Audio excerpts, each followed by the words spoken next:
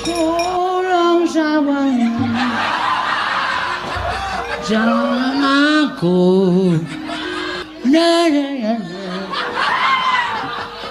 Truk aku kecekel Truk kecekel kok bangga aku wis disikep Truk hati-hati lho Gong iki aku lagi perang kok omong aku nek perang kita sambi omong kok Gong men iso suwe le perang lho tangkis-tangkisan ki iso suwe kadang lo tak nggo mikir liyane lho bal-balan apa aduh apure kaya ngene wah Bagong nggih wah ngopo dadi Werkudara mboten ngerti wah ora ngaku sapa sing gawe putrane anakku sapa Antasena wah setan ayo bali kaya wingi uni le bali piye pole dandan ora ngerti kok wah Antasena kowe nendi le aja mirang-mirangke bapakmu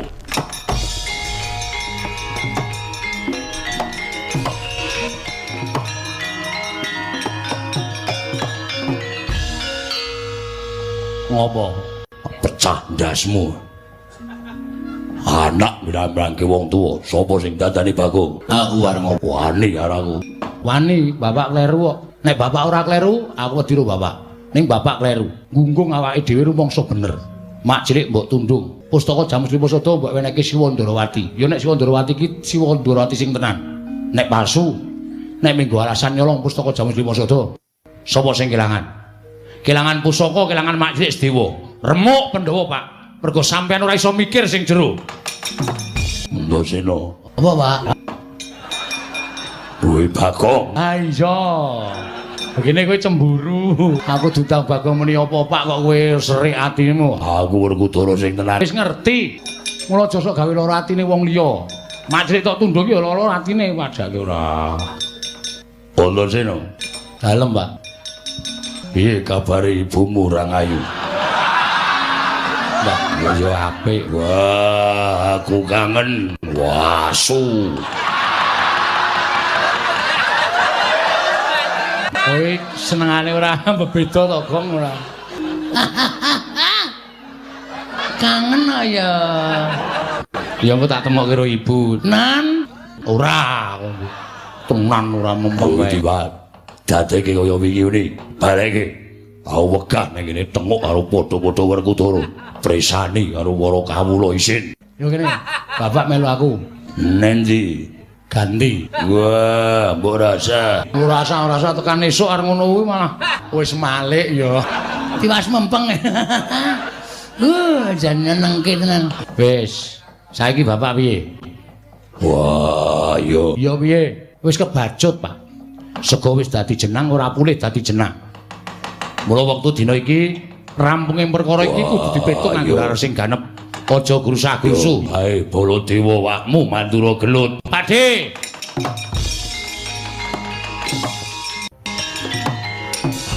weh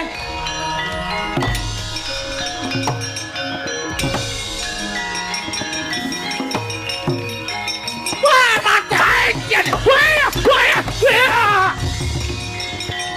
edan weh ayo sabar Pakde sabar wah buku karepe dhewe manus paling jajaran sungertaning bawana strayoli binatang September Oktober November Januari Februari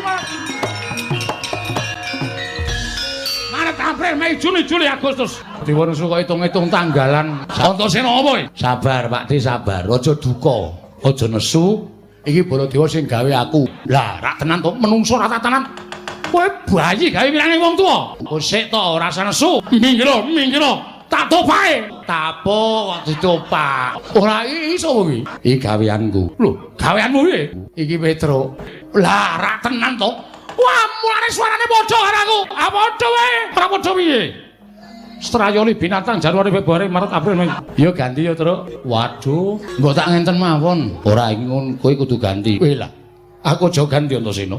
Aku arep negara Mandura, ketemu karo wakmu Irawati. Aku wah, edan. Alah, wis suwe. Ora tak pisah ngene iki cilaka. Iki ana sunan ora. Arep marani karo wakmu Irawati. Ora, kowe senengane ora. Yo ganti. Etian, edan yo men. Wah, Antasena piye? Bapak tindak rene karo Bagong. Lho, sik dadi Werkudara masa, Bagong. Lah, setan tenan kowe iki nyang-nyangke wong tuwa. Ming Bagong kok dadekke Werkudara. Nyatane ya iso do rukun karo kowe. Do mlaku bareng nyatane bapak ya ora nesu. Bapak wis rumangsa keluputane. Nggone bapak nalika semana ngiklasake pustaka Jamal Simasada karo nundung Mak Sediwa. Terus mendo tekan kene sik. Pak Di lenggah kene, Bagong men tekan kene, bapak men tekan kene engko dirembuk bareng-bareng. Yo.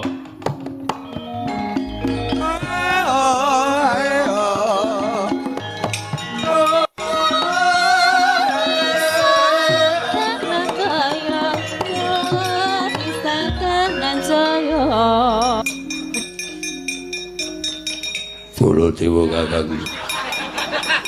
Yai Werkudara piye? Ku cangkem iso meneng ora kuwi? Wis malik dawuh sing Baladewa kakangku kakangku piye? Mboten. Ya karang ketonto ya terus. Iya.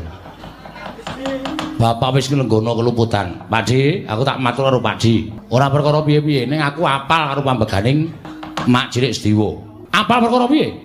Mak Cilik ki aja dianggep bocah sing nom dhewe ning Pandhawa. Utawa piyai sing mudha dhewe ya suwane ning Pandhawa. Ning aku matur bola-bali to. Siwa Darma Kusuma wae pendak-pendak taren karo Mak Cilik Sediwa. Mula ngendikane Mak Cilik Sediwa perkara pustaka Jamal Simasada kuwi bener. Lah saiki ngene.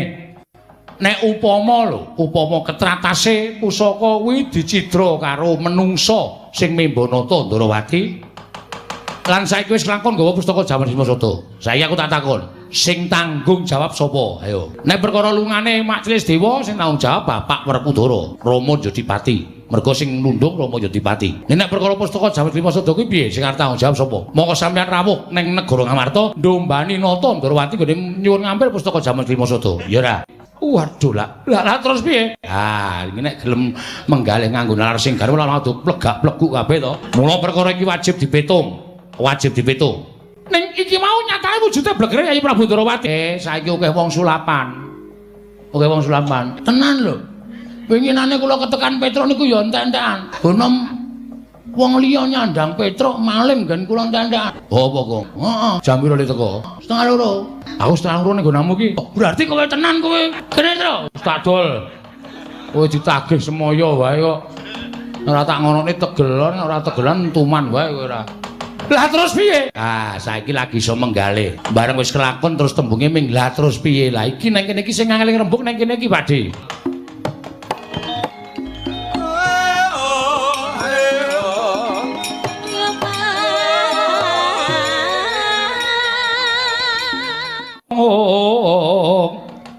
Kang miteran ning asta ning asta.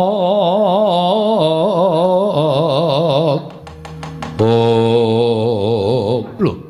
Lah iki malah yen ngono bejo kemayangan. Kresna, apa pancen wis katon padhang kana negara Ndarawati wekasan Siadi wis kundur maneh marang Praja Ngamarta.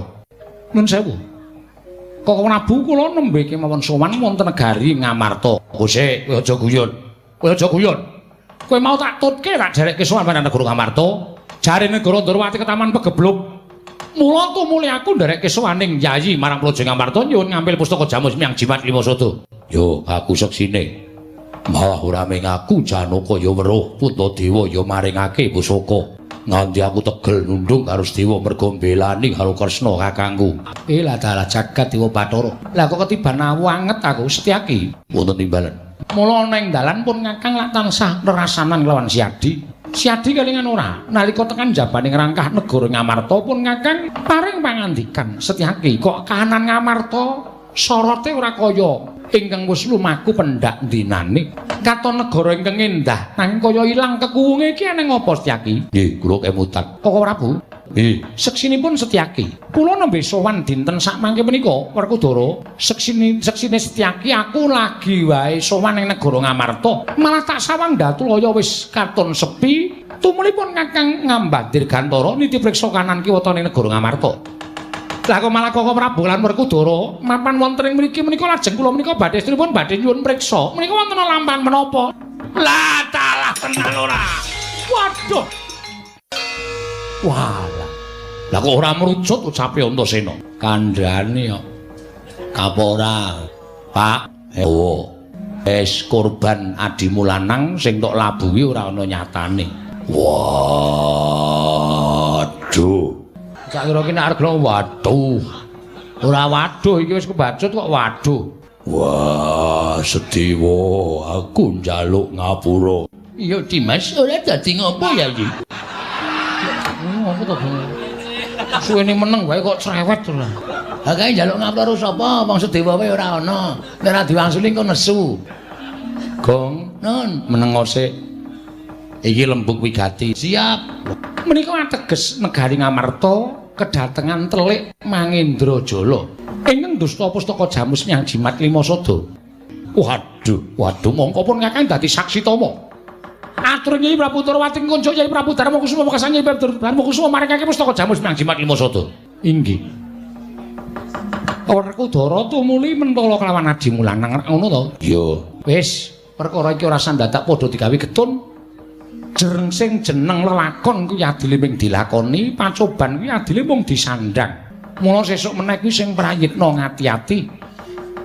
Aja gampang kepilut marang gebyaring busana, aja gampang kepilut marang akeh raja Brana Picis, aja gampang kepilut marang esem kang manis sarta manuhara. Ingkang saknyatane kuwi bakal dadi racun tumraping para Pandhawa. Yo, aku njaluk ngapura, Dara. Nggih. Janaka Yai Prabu Darmakusuma dikanthi derekno. Nggih. Tindak menyang ndi? Sowan ning Karang Kadempel, Petro. Lem, bapakmu piye? Lho, sampeyan pun prisane bapak loro. Wis, dipun tilih. Durung mbeto napa? Gawa apa-apa, Pit? Wah. Jeruk-jeruk ora masalah. Sing kecut wis. Nggo linu-linu untu ya, Tru. Mangane linu uripe. Ha iya. Sowan ana ning Karang Kadempel, Udara. Kabeh diganti ning negara utawa ning Karang Kadempel. Yo. Elinga, Pandhawa tanpa Semar tak kira bakal nungsang puyang lakone nggudel bingung numbuk bentus ora weruh kiblat. Yen tanpa nata Ndarawati wae tak kira Pandhawa isih isa nata marang uripe. Nanging yen tanpa Semar, merga Semar ki pusaka ing bisa kandha jimat kang bisa ngucap sapa ing cetakan kelawan Semar ingkang lali dadi eling ingkang luput tu muli dadi bener, ingkang bengkong tu muli dadi jejeg. Kok ora Bu? Nggih. Monggo dateng Karang Kadempel. Yo, Petro, sowan bapakmu. Alhamdulillah, Gong. Sinuwun Ndarawati barang arep ning Karang Kadempel. Wah, wis Semar ki mung etok-etok ora ngawur Semar. Jan pomeng golek sumbangan ya ora. Kuwi anak apa to ya? Anak kodhok. Nah, iya kan. Monggo sinuwun. Koko Prabu, Werkudara. Yo, ayo. Yo tak derekke. Antasena melu ya, Nggih. Ya, Pakde ngestake dawuh. Setyake ayo. Monggo kula dherekaken Koko Prabu.